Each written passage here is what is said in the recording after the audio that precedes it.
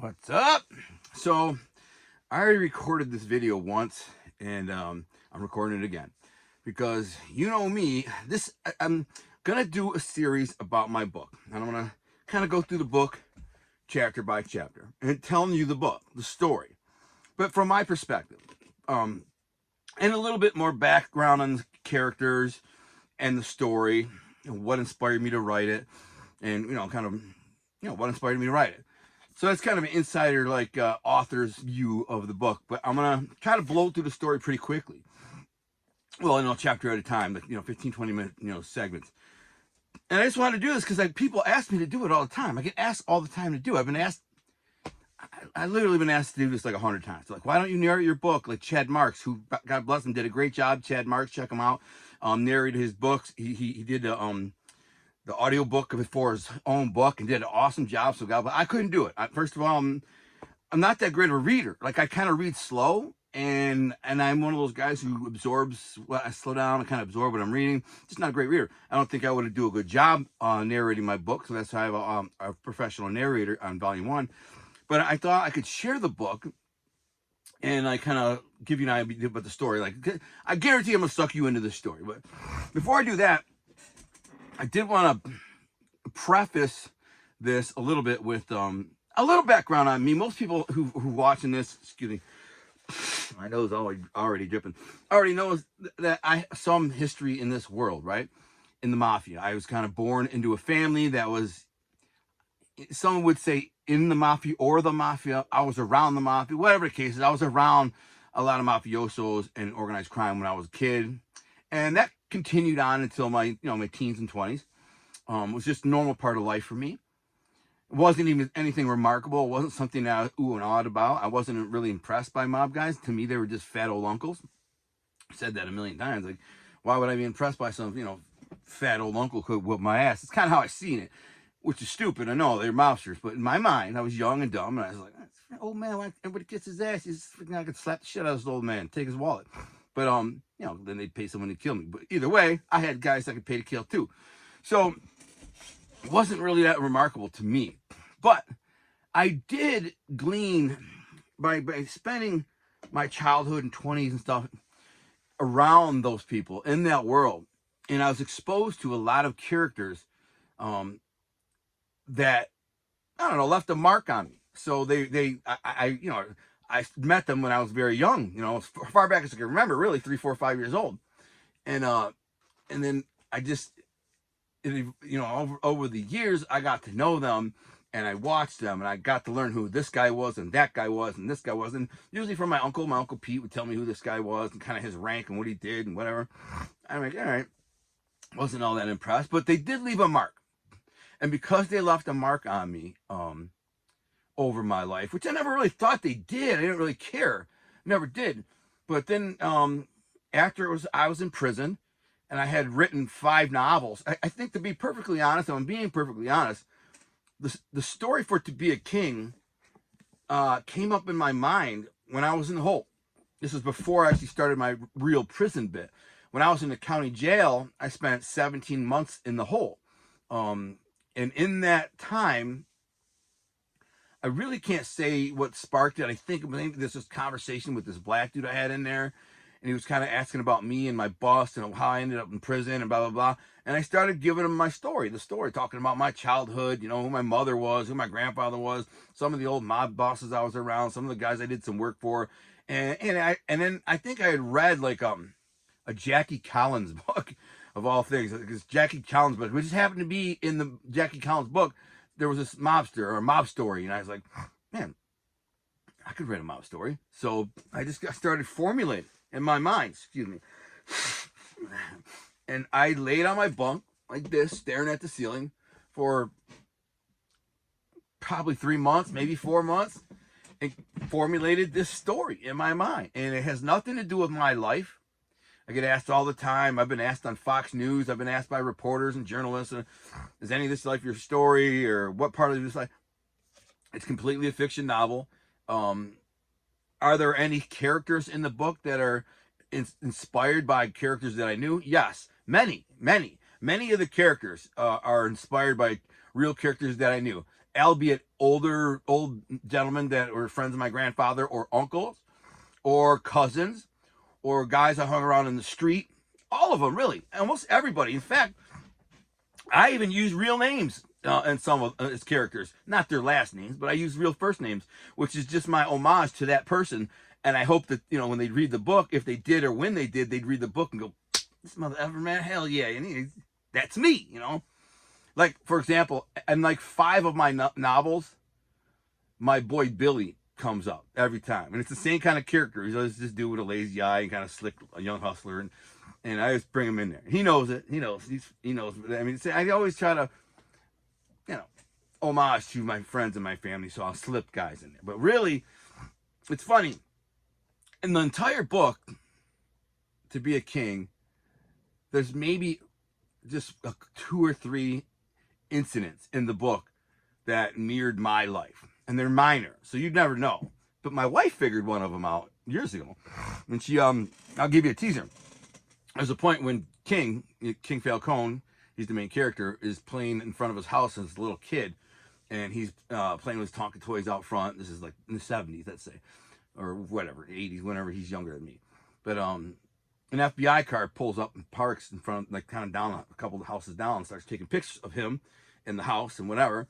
And he goes in the backyard and he tells his grandpa, who's working in a tomato garden, just like The Godfather. That's my grandfather, had this huge tomato garden. He was always working in it. And so stuff like that was inspired, yes, by my grandfather. And he said, "There's, Papa, there's somebody taking pictures of me." And my grandfather, in real life, looked out there, saw it was the feds. He picked up a brick from the garden, walked out there and said, "Not my effing home, mother effers," and smashed the freaking side of the car with the brick. The window, actually smashed the window with the brick. And they peel off. I'm saying that was a true story based on my life. And when my wife somehow knew it. She read it. I said, as soon as I read that, I knew it was you. I'm like, "How would you know that?" She's like, I just sensed it, the way it was written. This is pretty cool. And then, but anyways, other than that, it's all fiction. It's far more grandiose than my life ever was. It's far more interesting than my life ever was. It's truly in a level that's 1,000 times, higher than my life ever was. So it was pure fiction. By the way, this is the only Mafia novel that I wrote. Out of the 9 novels that I wrote in prison, only one, which was all one story. It was one book. Now, it was so big I had to break it into 2 volumes because it's so long. And there was a perfect halfway point for that too. I couldn't sell an 1,100-page book unless I sold it for like $40. Who's going to buy a first-time author for $40? So luckily, there's a good halfway point in there. There's no resolution volume 1, but the story is really good. And it teases you into volume 2, and you want to read it. Then you get to volume 2. There is a resolution, and it's mind-blowing. But I only wrote that one Mafia book, and it was my 5th or 6th book. It was my 6th book, because Eagle's Talon was my 5th book. I remember that, and this was my 6th. So I had written 5 books before I even attempted to write this book, although I had written it in my mind 6-7 years earlier while I was in the hole. I created the story. And when I write a book in that way, which is how I write all my books, I lay there and I think and I think and I think, and it could take months. I just kind of stare at the ceilings for months and months. And then I create this montage of characters and happenstances and events, and kind of all just whirlwind blur of story, right? And then all I got to do is sit down and poof, start typing, and it all comes out perfect. So not perfect, because I got to edit it and proof it and go back and add and take away, but the story comes right out. I never have a problem. I never get writer's block. I never have some kind of issue where I'm like, what do I do next? The story's already up here, the whole thing. Now, I've told people that, and they're like, "Dude, you're amazing, like you're Rain Man or something." Like, in that regard, I am like Rain Man. I can write you a 1,000-page novel in my head, start to finish, and never have to put a piece of paper on down or writing out the nuts. So let's get into To Be a King, Volume 1. So the reason the book is called To Be a King is because the main character, his name is Omnio Falcone, and there's an old Latin term, omnio, that dates back to Sicily about 2,500 years, and it's kind of like a king. That's their version of a local king, basically, the omnio. It means he controls it all right? And under him, he has and Ducatis and Viscontis and all these Soldada and all these different guys. He's the boss. And so his grandfather, well, his father named him Omnio because his father's middle name was Omnio. So he got his father's middle name. The problem was the year Omnio was born, his father was murdered. And his father was the only male heir to Don Falcone. Don Falcone is an old-time mob boss. We're going to get into him in a minute. And he's got other grandsons, but through his daughters. He only had one male heir, his son, who was murdered, and his grandson's the only one left, who's Omnio. They call him King, for short. Everybody calls him King. That's why the book's called Be a King. So, from Don Falcone's eyes, when his son was murdered, all these years earlier, his grandson became his heart, became his everything, the object of his heart. He just embraced him, and a lot of people got jealous about that. A lot of the uncles, a lot of King's uncles, who are uncles through marriage, his aunt's husbands, they don't like King because he's getting preferential treatment. Their sons aren't getting the preferential treatment, and only King is getting this preferential treatment. And they all know that King is the heir apparent to the throne. Don Falcone, we're going to get into him now. So the book starts off with a prologue, and it takes place in Key Largo, Florida. A beautiful beachfront home, and there's this old senator who's kind of sitting there at his estate. He's a retired senator, spent 20 years in the Senate, very like a politician, corrupt in the way that they all are. He had been friends with Don Falcone in the military. They were both in Korea, in the Korean War. They both were actually in the front push that landed in Seoul or North Korea, and so, or South Korea, whatever it is. And somehow they became friends. Now, so the senator was from like Sarasota, Florida. And his family came from money. Don Falcone wasn't even an American citizen. He had come from Sicily, went to Detroit, started making his way up in the street, ended up almost killing a guy, going to jail. And the judge said, hey, listen, you're not even a legal citizen, so I'll give you three choices. You go to jail, you leave the country, or you go in the military. But he had fallen in love with King's grandmother, so he didn't want to leave the country. So he said, I'll go in the military. He said, okay. So he enlists and he goes in the military. He ends up in Korea, and he ends up befriending this guy named Stanley Dunn, this rich kid from Sarasota. It was more like he liked Stanley because Stanley was kind of bullied. And Don Falcone, his name was Peter Falcone, but they didn't call him Don back then. They just called him Peter Falcone. He was a young guy, 19, 20 years old, 21 years old.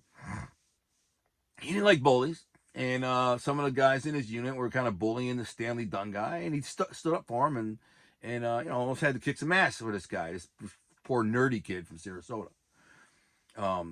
Who actually was who ended up going into officers training and stuff.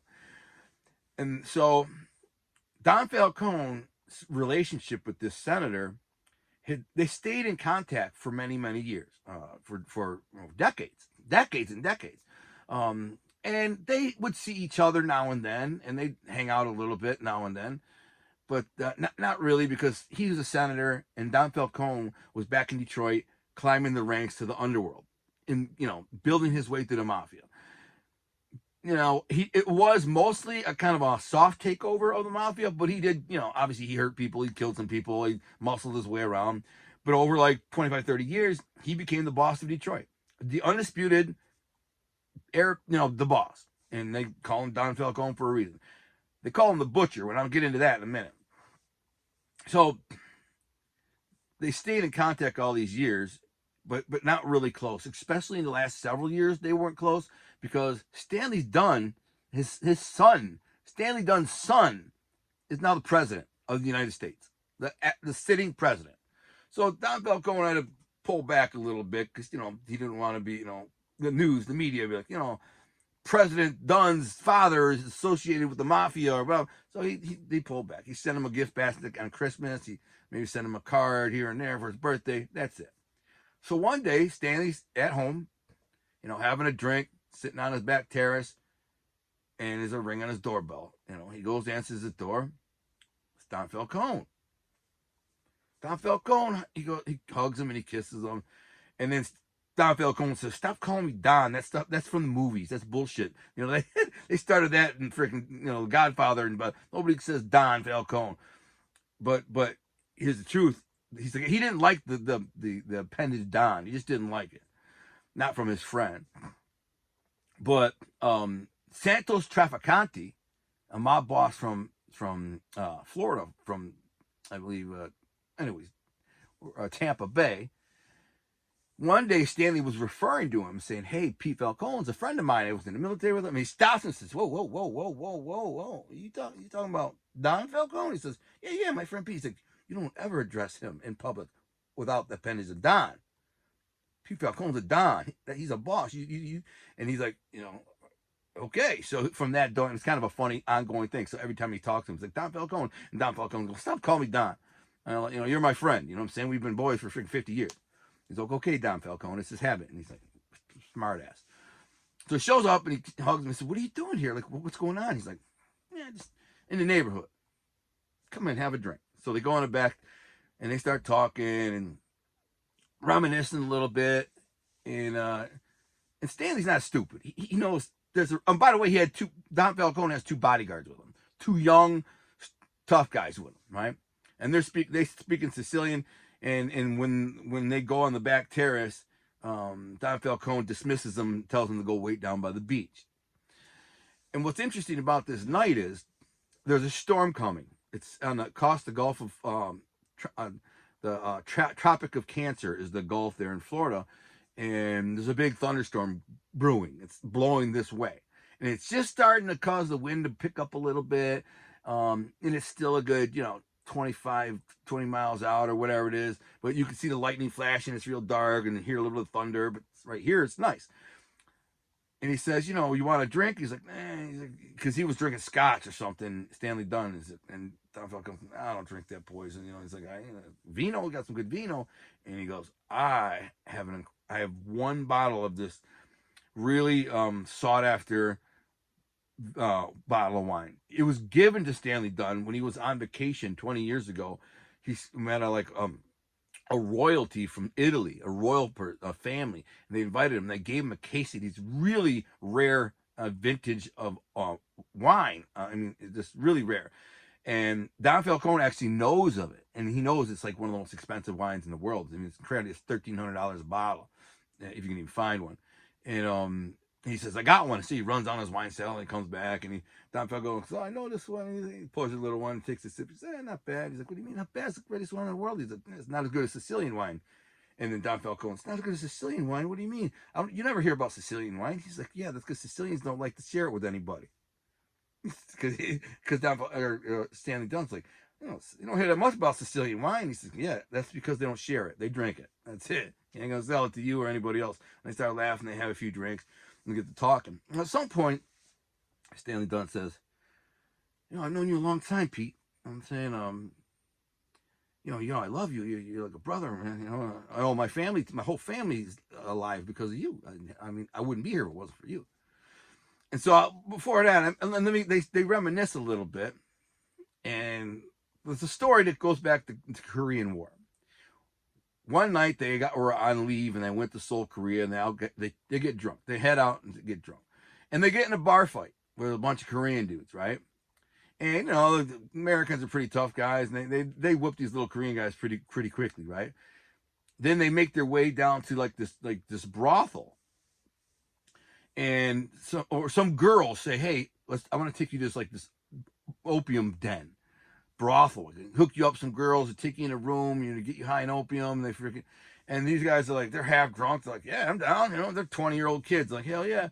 It's all a setup. The Korean guys that they got in a fight with had the hookers set them up. They're going to kill them. It's not a joke. They're going to take them in there, get them naked, and then bust in and kill them. So they basically at the same time, they take each of them, they separate them, they put them in rooms down the hall. 2 or 3 girls walk in and they start getting naked, and they get the guys naked. And as soon as the guys get naked, boom, all these freaking Koreans bust in with start fighting. They got knives and they start beating the shit out of Stanley Dunn.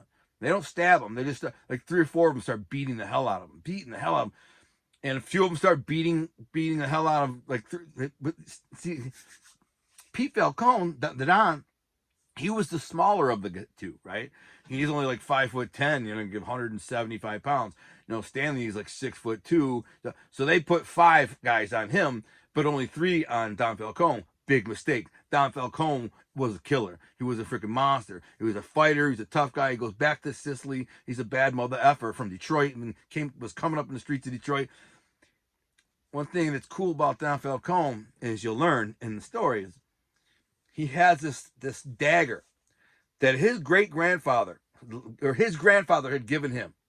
It's this dagger. It's a pretty big knife, about an 8-inch dagger, and it's got a sheath that straps to your forearm. You can put your shirt over it, and you won't even know it's there. He carries it everywhere.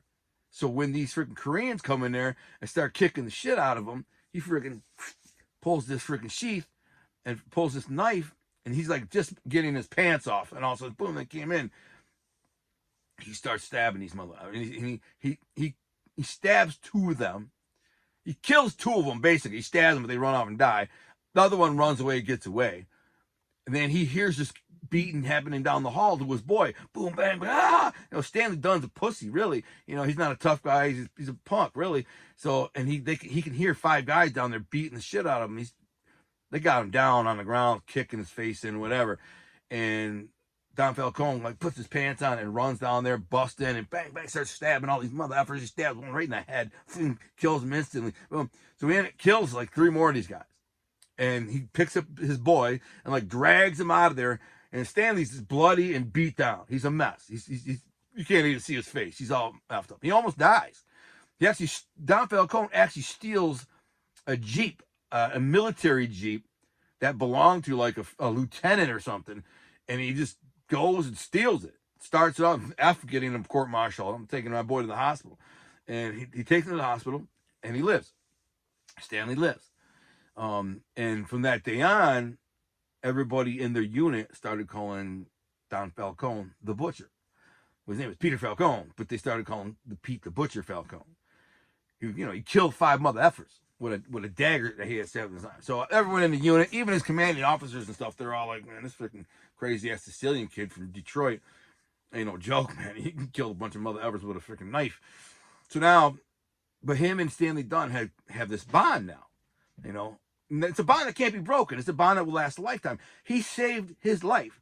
So when Stanley Dunn's son was born, he was only born because Don Falcone saved his life. And when that son became the president, yes, the president, he was only the president because Don Falcone saved Stanley Dunn's life. So now, all these years later, it's 50 years later, he shows up at his house, and Stanley Dunn's like, what's going on, Pete? You okay? Is everything all right? Gracie all right? Kids, how's everything? I feel like you got something on your mind. And that's when he dismisses his bodyguards. He says, tells them in Sicilian, go wait by the beach. And they leave, and he's like, he says, I got bad news, and I need a favor. Stanley Dunn's like, sure, man, anything. Now keep in mind, Pete Falcone, I write this out in the book, of course, and make it much more clear, but Stanley Dunn didn't get elected to his Senate seat without the help of Don Falcone. Stanley Dunn called Peter Falcone in Detroit, says, do you have any friends down here in Florida who can help me win some votes, some unions, some whatever? Of course, Don Falcone did. Don Falcone had Santos Trafficante and the whole Tampa Bay Mafia. And they ran the unions and gambling and businesses. And he said, listen, he called them and said, this is our guy. He's good for us. He'll do us favors. He'll give you contracts. He'll help you, status. Have everybody vote for this guy, Stanley Dunn. And they did, and he went and became a senator. And for all these years, 25 years or whatever, he was a senator. And that helped his son, rise up the ranks in politics, in business. He also, Don Falcone actually helped him in business a lot too. He helped him with some loans. He helped him with some business connections. Stanley Dunn is a multimillionaire, living in this big house in Key Largo, Florida. Without the help of Don Falcone, he wouldn't have made all that money. Nor would his son be the president, because when his son began his campaign for president 4 years ago, because his son just got reelected for his second term. So, really, it was like 6 years ago when he first ran for his first term. Stanley Dunn picked up the phone and said, "Hey, listen, Pete, you got any friends over there in the Midwest that can help me get some votes for my son? Oh, you got the auto unions? Yeah, that would be great. The Teamsters, that would be great. Anybody else? That would be great." So he says, yeah, I got this. Don Falcone reaches out to the unions, reaches out to the UAW, reaches out to the Teamsters, and say, "Hey, listen, this guy, Kenny Dunn, is our guy. He's good for us. Vote for him." And the vote, in the Chicago, he had the Chicago guys say the same thing with their union, and it really helped sway the election. It helped him win the state of like Illinois and Michigan, and he helped get him in office. And Pete Falcone, Don Falcone, who's never asked this guy for nothing. He just knew maybe someday this guy, I ask him a favor. And now that day has come. So it's all these years later, and he shows up at his house, and the wind's picking up a little bit. There's a sailboat out there. You can hear the little thing going ding, ding, ding. There's a bunch of seagulls on the beach, squawking and waiting for a meal. Pelicans. You can hear the thunder starting to roll a little harder, coming a little harder. And he says, "I need a favor." And he says, "Of course, Pete, anything. I do anything for you." He says, "This is a big one, man." He said, "I have one grandson that can carry on my family name. Only one. He's in prison for 99 years. He's going to die in prison. If he dies in prison, then so does my name. My bloodline dies. And I dishonor all my ancestors." He says, "Do you know what that means?" Stanley's like, "Yeah, really? What do you mean?" He's like, "You don't know what that means to a Sicilian. That's the most ultimate disgrace. If you allow your bloodline to die after thousands of years of people fighting, working, and doing everything they can to survive and pass down their name, their bloodline, and it ends with you, you're a fucking disgrace." He's like, "You can't let that happen. You got to get my grandson out of jail, out of prison." And of course, he's like, what can I do? He's like, "It's not what you can do. It's what your son can do. He's in the feds. Your son can give him a pardon. You got to have your son pardon my grandson, get him out. He's not in there for murder. He's in there for racketeering and all kinds of, whatever." And Stanley Dunn's like, "Pete, I don't know, man. It's just," he starts to like kind of backpedal. It's like, you know how that's going to look? Acting president pardons, mob guy, and it's not like he's a high level mob guy or anyone even knows him. He's like, the district attorney, the FBI, people are going to be wondering, the media is going to be popping up asking questions. Why did Kenny Dunn pardon this freaking mob kid from Detroit? He's not even old. The guy's 30 years old. Why would he pardon some random mafioso from Detroit? Doesn't make any sense. And he says, "Stop. I'm asking you, Stanley, a favor. I've never asked you a favor before. I'm not asking you. I'm telling you. This has to be done." And he kind of relaxes a little bit. And Stanley takes a drink, and he's like, "This is heavy shit." And he says, "There's more. I'm dying. Prostate cancer. I got prostate cancer. I ain't going to be around. So he has to get out now." And of course, this dude's like, "Fuck out of here, Pete. You're dying. You look healthy as a bull." He's kind of a stocky, maybe picture yourself an old Marlon Brando looking guy, kind of stocky, muscular, tough guy. And Stanley Dunn has always seen him as this brute, bull, tough guy who could never be killed. He's going to outlive everybody. and it hits him. He's like, it just blows his mind to hear him say that he's dying, and he just can't believe it. He's like, oh my God, Pete, I'm so sorry, man. You look healthy. He's like, they say I got 4 or 5 months. It's all bullshit, but he's telling him. And so he says, you got to do this. And Stanley Dunn says, all right, if that's what I got to do, it's what I got to do. He kind of, his mind flashes back, and you see the scene where he saved him in the brothel or whatever, and you see him sticking up for him, and it flashes. There's a scene about where he's helping them in business and helps them in politics, and he's just like, "There's no way I can say no to this man. I just can't." He said. Then he comes out and says, "All right, Pete, consider it done." He said, but he can't do it until his last day in office, which is 4 years from now. He says, God forbid you're not here. You have my word. I'll make it happen. And, Don Falcone was super relieved. He's like, oh, thank you, Paisan, and then and he meant it. Stanley Dunn says he meant it. And so after that, they start reminiscing and talking about women they were with, and this, Stanley Dunn's had like 5 wives, so he's kind of a hedonist. The guy likes to drink and bang chicks, and he's like, he's pounding back drinks right now, and Don Falcone seems to lighten up, and then they start reminiscing a little bit, and then Stanley goes, hey Pete, remember that freaking dagger you used to have stuck to your arm, man? What was that saved the day that time we were in that brothel, right? He goes, this dagger? He pulls up a sleeve, and it's still there. He's still got that freaking dagger strapped to his arm. He goes, well, you mean this one? And he's like, get the fuck out. He still got that. That's crazy. It's been 50 years. That's why they call him the Butcher. So that's the prologue. I was going to get into, what happens next, but like chapter 1, but I'm 30 minutes in. So that's what I want to do. Just a quick video, 30 minutes. I tell you about the story and a little about the characters and where it's going. You haven't met King yet. You haven't met, Bonnie yet. You haven't met, any of the main characters. The female lead is a long ways off, but I'll just keep going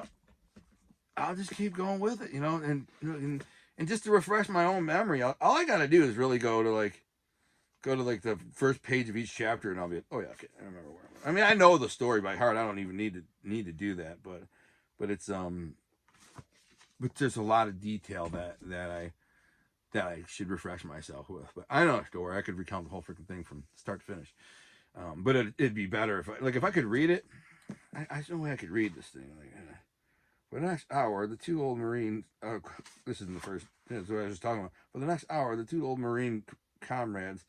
I can't even see. My eyes aren't even good enough to see. Sip scotch, and engage in nostalgic banter, reminiscing on old times as dusk turned into night. Eventually, as the alcohol ran its course, Don Falcone began to relax and loosen up. As always, the 2 old buddies reveled in each other's company. Life was behind them. Anyway, that's me reading. You don't want that. So, anyways, I'll publish this, and I hope you enjoy it.